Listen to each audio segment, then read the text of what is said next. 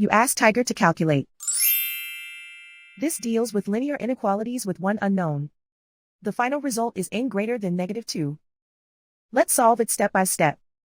Swap sides.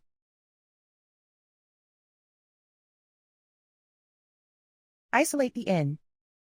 Divide both sides by -0.25.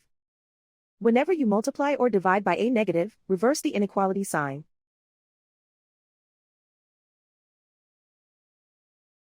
Cancel out the negatives.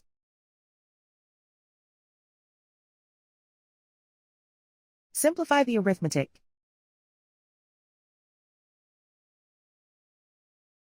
Move the negative sign from the denominator to the numerator.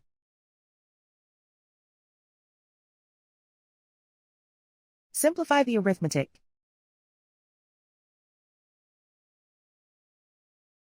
Plot the solution on a coordinate grid. And so the final result is n greater than -2.